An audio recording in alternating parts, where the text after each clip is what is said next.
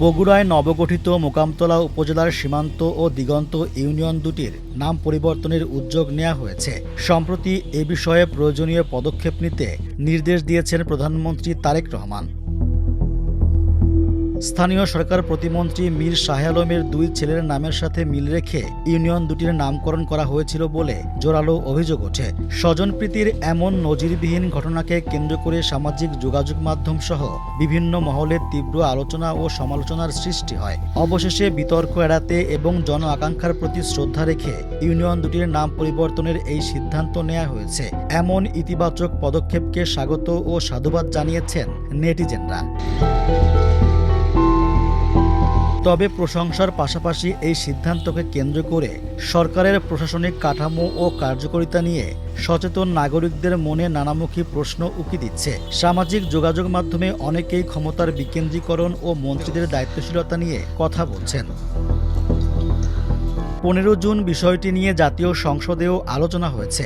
এক প্রশ্নের উত্তরে প্রতিমন্ত্রী মীর শাহে আলম দাবি করেন, যাচাই বাছাই ও গণশুনানির মাধ্যমে নতুন ইউনিয়নগুলোর নাম নির্ধারণ করা হয়েছে। এক্ষেত্রে স্থানীয় মানুষের মতামত নেওয়া হয়েছে। নিজের দুই ছেলের নামের সঙ্গে ইউনিয়ন দুটির নাম মিলে যাওয়াকে মিরাকল বলে উল্লেখ করেছেন তিনি। বগুড়ার আমার নির্বাচনী এলাকা মোকামতলা উপজেলার দূরবর্তী দুটি ইউনিয়ন সৈয়দপুর এবং দেউলি ইউনিয়ন, এই দুটি ইউনিয়ন অনেক বড় ছিল।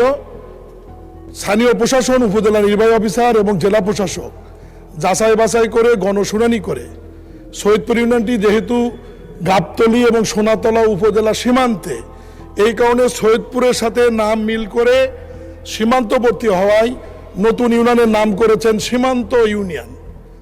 এবং আরেকটি ইউনিয়নের নাম ছিল দেউলি ইউনিয়ন, যেটি গাইবান্ধার একদম কাছে অনেক দূরবর্তী হওয়ার কারণে স্থানীয় প্রশাসন এবং জনগণের শুনানিতে সেই ইউনিয়নের নাম রেখেছে দিগন্ত ইউনিয়ন। মিরাকিলে আমার সন্তানদের নামের সাথে মিলে গেছে ঠিকই, কিন্তু আমাদের সন্তানের নাম হচ্ছে আমার মীর সীমান্ত, মীর দিগন্ত। তবে প্রতিমন্ত্রীর এই ব্যাখ্যা অনেকের কাছে গ্রহণযোগ্য হয়নি। তার বলা মিরাকল শব্দটি নিয়ে ব্যঙ্গ বিদ্রুপ করেন নেটিজেনরা।